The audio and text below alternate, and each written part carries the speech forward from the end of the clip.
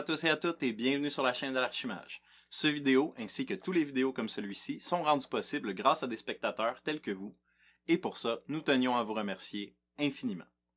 Si vous souhaitez supporter la chaîne, n'oubliez pas de liker nos vidéos, de les partager, de vous abonner à la chaîne et de cliquer sur la fameuse petite cloche afin d'être averti lorsque de nouveaux vidéos seront disponibles. Vous cherchez d'autres façons de nous supporter, vous pouvez toujours vous procurer nos marchandises sur notre magasin en ligne, ou, pour une façon plus concrète de nous supporter encore, notre fameux Patreon, nos Patreons qu'on remercie énormément, qui sont les gens qui nous permettent d'avancer et qui nous gardent motivés dans cette merveilleuse aventure.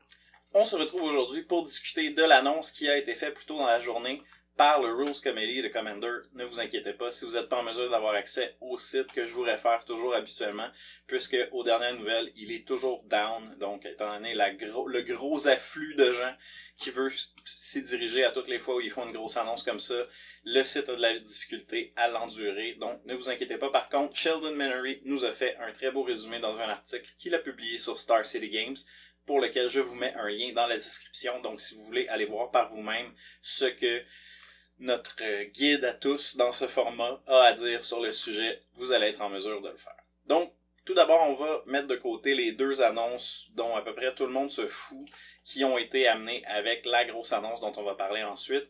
Donc, tout d'abord, la règle 10 a été retirée pour la simple raison que c'était une redondance avec la Legendary Rule qui s'applique déjà à tout le jeu de Magic the Gathering en général, donc ça se trouvait être tout simplement une répétition de la même règle. Ils ont décidé de l'enlever, ils ont expliqué qu'ils l'avaient pas encore fait parce que tout simplement ils n'avaient pas trouvé le temps ou l'intérêt de le faire, donc ça a été fait. La règle 10 n'existe plus. Est-ce que ça va faire une différence dans la façon dont on joue nos parties de Commander? Absolument pas, puisque comme je vous le disais, c'était simplement une répétition, donc aucun changement à prévoir sur la façon dont vous jouez à Commander suite à cette annonce. Ensuite de ça, Worldfire a été unbanned. Donc, personnellement, je trouve que c'est une carte qui a l'air sexy, qui a l'air de faire beaucoup de choses. Par contre, est-ce que ça fait vraiment quelque chose? Est-ce que à 9 de mana, comme vous le savez, de mon côté, je recommande de jouer des cartes qui vous font gagner directement la partie. Worldfire peut vous amener à gagner la partie avec un peu de préparation, donc je me suis pas tellement penché sur la carte encore, puisque jusqu'à aujourd'hui même, elle était bannie. Est-ce qu'il y a des choses à faire? Oui. Est-ce que ça va complètement changer notre format? Absolument pas. Je pense que c'est pour ça qu'ils ont décidé de la rendre disponible dans notre format. Ça sera pas un gros changement. Est-ce que vous allez l'avoir de temps en temps? Oui.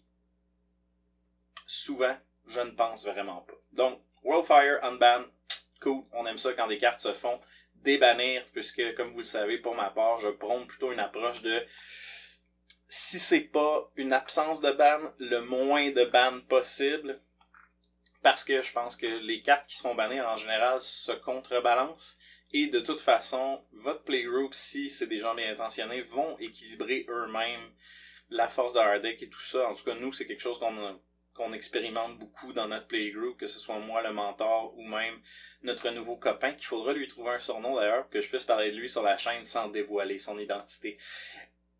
On a tendance à faire des decks très puissants, donc on a vraiment pris l'habitude de se retenir, de baisser le niveau de puissance de nos decks pour pouvoir avoir du plaisir avec le plus de gens possible dans notre playgroup. Et c'est une approche que je vous recommande, comme vous le savez. Adaptez-vous à votre playgroup, adaptez-vous à vos amis.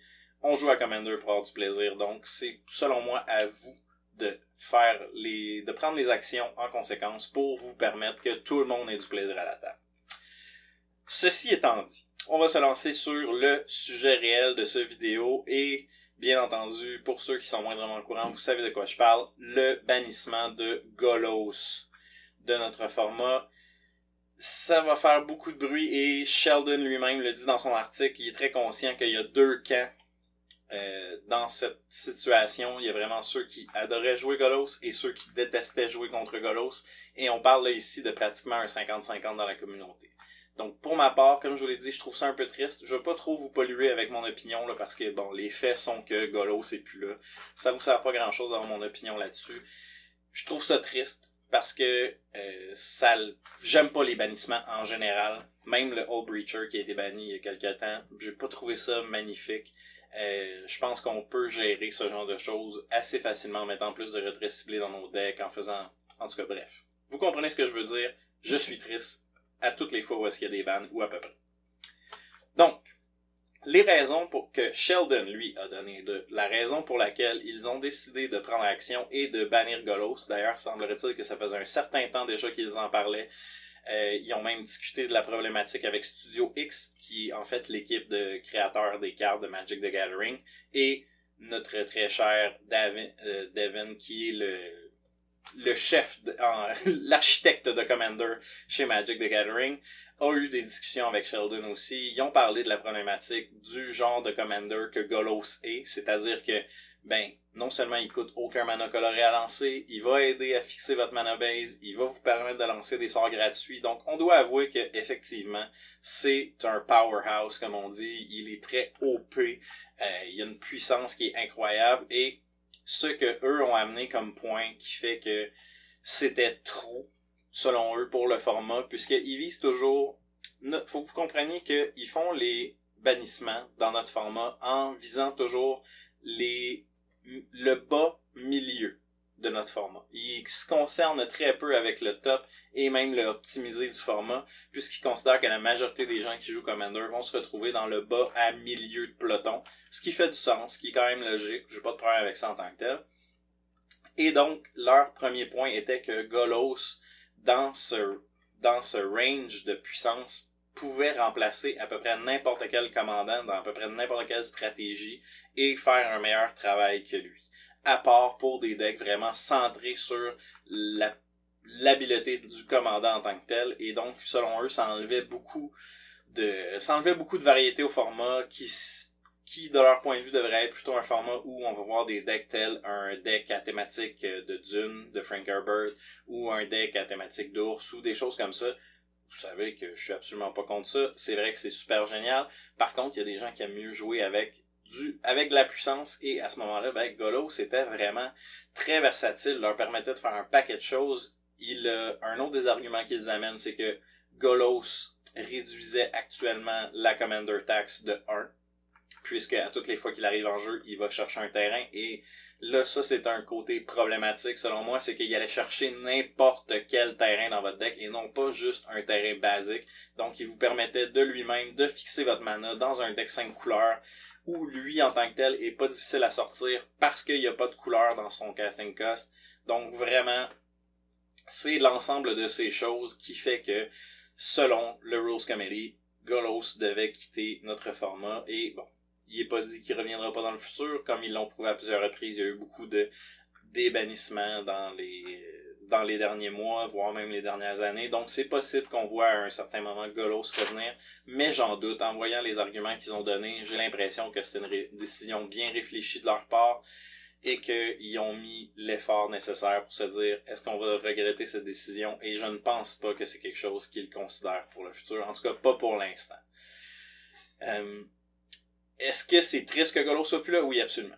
Qu'est-ce qu'on avait constaté, nous, dans notre communauté, face à Golos, dans nos événements casual? Je l'avoue, à toutes les fois où on a vu un deck Golos arriver, j'ai entendu des mauvais commentaires, que ce soit en personne, que ce soit par message privé, que ce soit dans l'attitude générale des gens qui venaient jouer. Il y en a qui demandaient tout simplement à pas jouer contre le joueur qui jouait Golos. Je peux comprendre ça. Par contre, comme je vous l'ai dit, des gens de bonne volonté, je pense à quelqu'un en particulier et je pense que tu te reconnaîtras, cette personne jouait un deck Golos qu'elle affectionnait particulièrement, et il est d'ailleurs très triste aujourd'hui de ce qui se passe, mais il avait une collection de decks autres. Donc, quelqu'un qui voulait absolument pas jouer contre son Golos, il avait la possibilité d'aller se diriger vers un autre deck de différentes puissances, de différents styles. Donc, je pense qu'on joue dans un format où les joueurs ont tendance de façon très prononcée à avoir une collection de decks qui est immense. Donc, on peut s'adapter. Et je pense que, en fait, le bannissement de Golos est justifié. On peut pas s'astiner avec les arguments qui ont été donnés. Mais ça reste quand même triste. J'aime ça qu'on ait le plus de possibilités possibles. Et il est même dit à un moment dans l'article de Sheldon où, justement, comme je vous en ai parlé déjà, ils veulent encourager plutôt des decks à thématique, des decks funny, des decks plaisants à jouer avec et contre. Et la première personne qui m'a écrit, qui m'a répondu lorsque j'ai commencé à discuter avec les gens de mon cercle rapproché du bannissement de Golos, c'est le Janker Ultime qui m'a dit qu'il était très triste de ça parce que ça venait de détruire son deck qui est en construction, qui est ta thématique des gates. Donc, en réalité, ils ont, en tout cas, pour cette personne-là particulièrement, je vous accorde que le Janker est assez particulier en lui-même, mais pour cette personne-là, ils ont atteint exactement l'opposé de l'objectif qui nous expose, qui était le leur là-dedans. Donc, bref, est-ce que ce sera une bonne chose pour le format? L'avenir nous le dira. Je suis pas assez sage ou assez connaissant pour pouvoir prédire l'avenir et vous dire qu'est-ce qui va en être réellement. Est-ce que ça va changer vraiment quelque chose dans notre playgroup à nous? Absolument pas. On n'avait pas de golos dans notre playgroup. Est-ce que ça va changer quelque chose pour les événements sur le Discord de l'Archimage? Encore une fois, je ne pense pas, puisque c'était très très rare que Golos se retrouvait dans notre méta, et lorsque ça arrivait, c'était des gens qui savaient dans quoi ils s'embarquaient et qui étaient même contents de le voir. Ça m'est arrivé à plusieurs reprises de jouer contre le deck de cette personne-là en particulier dont je vous parlais plus tôt avec son Golos, et j'avais beaucoup de plaisir, entre autres parce que c'est une personne fort sympathique qui est pas fendante ou quoi que ce soit, donc, et on sait dans quoi on s'embarque, donc lui aussi s'attend à manger des coups sur le visage en jeu, bien entendu, s'attend à être vraiment visé dès le début par les autres joueurs parce qu'on sait de quoi ce deck est capable. Et je vous avoue que moi, d'un point de vue personnel, ça me fait un peu de peine parce que il était au centre d'un magnifique projet que j'avais pour un Arch Enemy Commander avec celui qui aurait été l'Arch Enemy aurait eu un Golos parce que le côté vraiment intéressant de son habileté et de la puissance que ça peut développer aurait fait que ça aurait été un deck qui aurait été facile de rendre un Arch Enemy pour 3 autres decks, particulièrement si ces 3 autres decks sont construits par la même personne qui fait le deck d'Arch Enemy. Donc, en disant ça, on se rend compte bien entendu que oui, Golos était très puissant. Est-ce que c'était le Commander le plus puissant que vous pouviez avoir? Absolument pas. Donc, de le bannir basé sur ça, je trouve que c'est problématique. Par contre, les autres arguments qui ont été donnés, donc que ce soit le fait que c'est un commandant 5 couleurs, qui ne coûte que du colorless à lancer, qui vous permet de fixer votre mana base, qui vous permet de lancer des sorts gratuits. Oui, tout ça fait que, effectivement, ce sont des choses que le Rules Committee a prouvé dans le passé qu'il n'aime pas, qu'il n'apprécie pas voir dans notre format, donc je pense pas qu'il faut être surpris de voir Golos être belle.